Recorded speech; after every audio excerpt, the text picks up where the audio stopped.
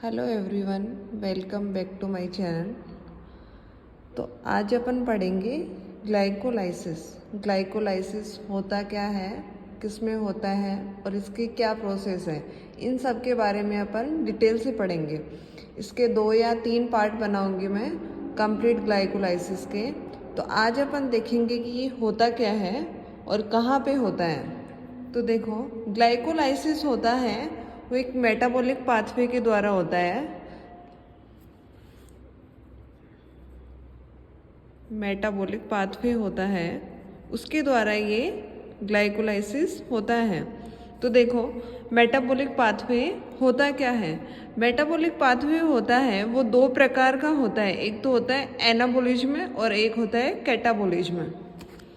एक तो होता है एनाबॉलिज्म और एक होता है कैटाबॉलिज्म।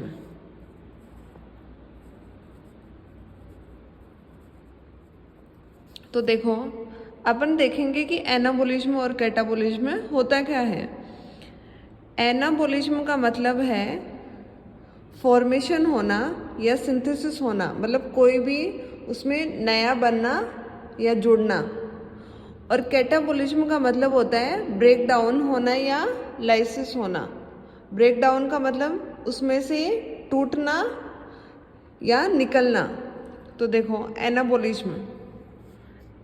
एनाबॉलिज्म होता है वो होता है आपका सिंथेसिस, मतलब नई चीज़ों का फॉर्मेशन होना या सिंथेसिस होना। ये तो होता है आपका एनाबॉलिज्म। और होता है आपका कैटाबॉलिज्म, वो होता है ब्रेक डाउन या लाइसिस। ब्रेक डाउन या लाइसिस हो गया। तो देखो, ये होता है आपका ग्लाइकोलाइसिस, वो कैटाबॉलिज्म के द्वारा होता है। तो ये ग्लाइकोलाइसिस होता है आपका कैटाबॉलिज्म के द्वारा, मतलब इसमें चीज़ें टूटेगी। तो देखो, ग्लाइको का मतलब होता है शुगर और लाइसिस का मतलब होता है ब्रेक डाउन। तो ग्लाइको का मतलब हो गया शुगर और लाइसिस का मतलब हो गया ब्रेक डाउन। मतलब जो ग्लाइकोलाइसिस होता है उसमें शुगर के जो मॉलिक्यूल होते हैं वो टूटते हैं। तो देखो, ये कौन सी प्रोसेस के द्वारा होता है। तो ये आपका होता है 6 कार्बन ग्लूकोज के द्वारा होता है। ये जो शुगर और ये शुगर के मॉलिक्यूल है वो टूटेंगे आपके 6 कार्बन ग्लूकोज के द्वारा, जो बनाता है आपका 2 मॉलिक्यूल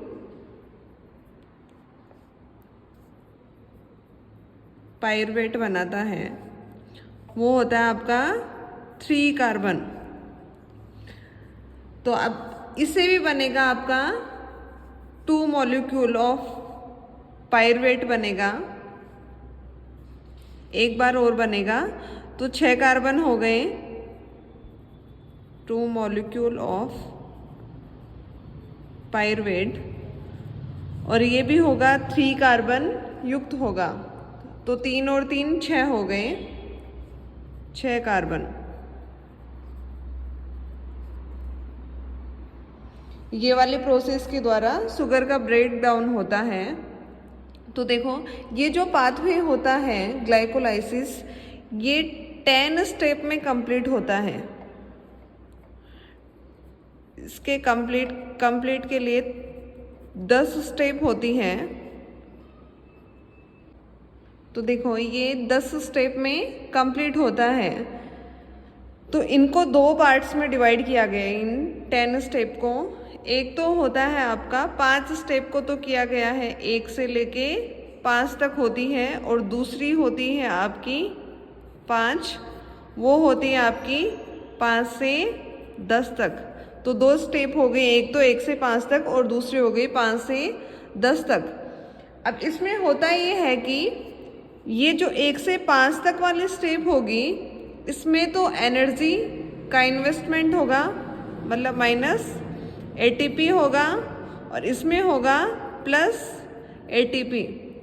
मतलब इसमें तो एनर्जी जनरेट होगी और इसमें एनर्जी इन्वेस्टमेंट होगी।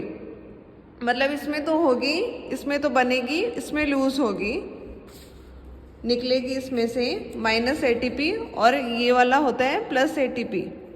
और ये होती है आपकी ग्लाइकोलाइसिस होता है, वो लोकेशन होती है ग्लाइकोलाइसिस की, वो होती है आपकी साइटोसोल। मतलब ये जो पूरी प्रोसेस है ग्लाइकोलाइसिस की, वो साइटोसोल में कंप्लीट होती है। और ग्लाइकोलाइसिस होता है, वो होता है आपका O2 की प्रेजेंस में। मतलब जब O2 प्रेजेंट होगा वहाँ पे ये वाली प्रोसेस होगी। तो इस कंडीशन को अपन बोलेंगे एरोबिक कंडीशन। मतलब जहाँ पे O2 की प्रेजेंस होती है वहाँ पे एरोबिक होता है, और जहाँ पे O2 की एब्सेंस होती है वहाँ पे एनएरोबिक कंडीशन होती है।